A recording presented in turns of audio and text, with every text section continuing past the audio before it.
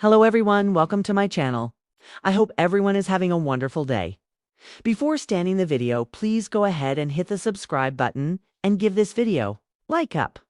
The sun rose over Hope Valley with a golden glow that promised new beginnings. Yet something about the morning felt different. The town had always been a symbol of peace, faith, and second chances. But in 2025, it was evolving faster than anyone could have imagined. The little mining town had grown into a thriving community, still holding its heart but gaining a rhythm that pulsed with both hope and uncertainty. Elizabeth Thornton stood outside the schoolhouse, her hands wrapped around a cup of tea instead of her usual coffee. She had been restless the past few nights. It wasn't the cold wind or the sound of the train passing by. It was something deeper, something she couldn't quite name. Nathan Grant had been distant lately, not cold, but contemplative. Like a man at war with himself. Ever since that quiet evening when he confessed his feelings more openly than ever before. Elizabeth's heart had been torn between comfort and curiosity. The people of Hope Valley whispered about a possible wedding on the horizon, yet Elizabeth's heart wasn't entirely ready. She had found happiness again. Yes. But Nathan's new responsibilities as a regional Mountie leader meant their peaceful life might soon face turbulence. Rumors were spreading that the Mountie headquarters wanted to transfer Nathan to a new post far north, a decision that could separate him from Elizabeth and Allie for months, not longer. Meanwhile, Lucas Bouchard's shadow still loomed over the town, even in his absence, though he had departed to pursue his political ambitions in Union City. A quiet ripple of speculation began when a telegram arrived at the saloon addressed to Rosemary Coulter, but written in Lucas's distinct, elegant handwriting. Rosemary's hands trembled slightly as she read it, her eyes widening at the message inside. She said nothing at first, only folding it neatly and locking it in her desk. Lee noticed her silence and asked no questions. But the look they exchanged said everything. Lucas was coming back, part Faith Carter, who had thrown herself into medical work after her heartbreak and professional struggles, found herself caught in a storm of decisions. A new doctor, Dr. Adrian Colby, had arrived in Hope Valley, bringing modern techniques and bold ideas. Faith respected him. But she couldn't ignore how his presence stirred something inside her, perhaps admiration, perhaps jealousy, perhaps something more. Adrian's approach was so different from hers. He was analytical, where she was empathetic, logical, where she was intuitive. Yet the townspeople quickly warmed to his confident demeanor. One afternoon, as Faith watched Adrian tend to a young patient, she caught herself smiling, then quickly turned away. Hope Valley might not have realized it yet, but a new story was quietly taking shape in its clinic. Rosemary, on the other hand, couldn't hide her curiosity. Her newspaper, the Valley Voice, had become the heart of every rumor and revelation. Yet even she hesitated to print anything about the telegram. She confided in Elizabeth one evening after everyone else had gone home. The two women sat by the fire in Elizabeth's living room, their friendship stronger than ever. "Lucas is coming back," Rosemary finally whispered. Elizabeth froze for a second, the words echoing in her chest. "Are you sure?" Rosemary nodded slowly. He mentioned unfinished business. Something about the mineland and a promise he made before he left. But I think there's more to it than that.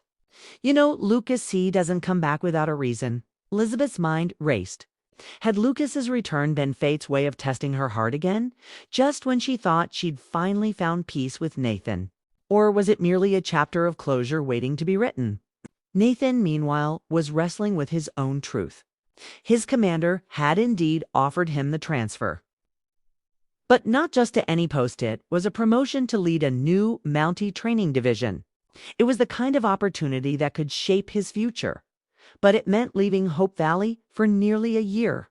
He hadn't told Elizabeth yet. Every time he tried, something in her eyes stopped him, the quiet joy she found in their routine. The laughter she shared with Allie, the warmth of the town that had finally embraced happiness after so much loss. Allie, now nearly grown, had become one of the brightest young women in Hope Valley. She was preparing for college, dreaming of becoming a teacher like Elizabeth. Yet she noticed the tension between her guardian and her favorite mentor. "You're both acting like you're hiding something," she teased one evening. Nathan smiled faintly but didn't answer as winter faded into early spring. Hope Valley buzzed with preparation for the annual Founders Festival. The town square transformed with colorful banners and lanterns. This year's theme, New Beginnings, it seemed appropriate, considering how much was changing beneath the surface. Lucas arrived quietly one morning, stepping down from the train with a small suitcase and an air of mystery. The town greeted him warmly, but everyone could tell he was different, less polished, more grounded. He paid his respects to Henry Gowan, who had become somewhat of a mentor figure, now running the local energy cooperative with newfound humility. Henry saw the look in Lucas's eyes and recognized it instantly. Regret mixed with determination. Back for redemption. Or revenge? Henry asked half-jokingly. Maybe both, Lucas replied softly. Soon, whispers turned into excitement. The town was alive again with speculation. Was Lucas here to reclaim his past love? Or was he here to bring new business to Hope Valley? Rosemary couldn't resist publishing a teasing headline. Lucas returns. Hope Valley's past meets its future. The paper sold out within hours. Nathan eventually found the courage to tell Elizabeth about the offer. She listened quietly, her expression unreadable. You deserve this, she said finally, her voice steady. But I can't pretend it doesn't scare me. He took her hands. I don't want to lose what we have. This town, you, Elliott's, my home. Then fight for it, she whispered. But before either could decide, an unexpected turn of events hit Hope Valley. A major investor approached Lee about building a railway extension that would connect Hope Valley directly to the coast. The idea promised prosperity but also threatened to change the peaceful town forever. Half the residents were thrilled. The other half feared it would destroy the charm that made their home special. Elizabeth found herself in the middle of the debate. As a teacher, she worried about the children growing up too fast in a town that might soon lose its innocence. Rosemary saw opportunity, more visitors, more business, more news. Nathan feared crime and corruption would follow. Lucas, however, saw potential for unity. He proposed a town meeting, offering to fund community improvements through the railway profits. For the first time, Nathan and Lucas stood on the same stage not as rivals, but as men who both cared deeply for Hope Valley. Their arguments were passionate, respectful, and filled with emotion. Elizabeth watched from the crowd, realizing how both men had grown. The past seemed to fade as the future stood waiting. Meanwhile, Faith and Adrian's partnership deepened. When a smallpox scare reached Hope Valley, the two doctors worked side by side day and night. Faith admired Adrian's steadiness under pressure, and he respected her compassion. In those tense days, they found connection in exhaustion, laughter, and shared purpose.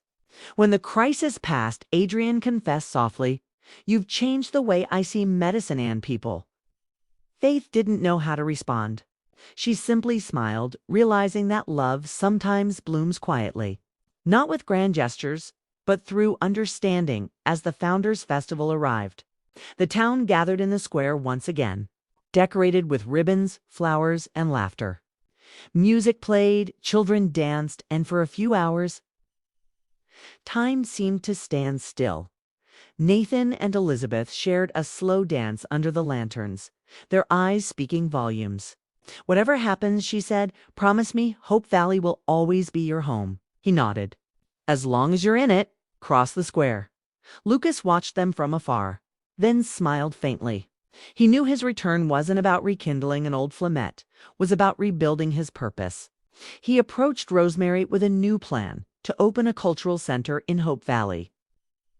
Something that would preserve its traditions even as it grew. Rosemary, moved by his vision, agreed to help. "Maybe Hope Valley can grow," she said, without losing its heart. By night's end, fireworks lit the sky, painting colors of hope and renewal. Faith stood with Adrian, laughing as sparks reflected in their eyes. Lee held Rosemary's hand proudly, whispering about how far they'd all come. Henry, once the town's villain, smiled quietly as he watched families celebrate near the old mind the same ground that once symbolized tragedy, now represented rebirth.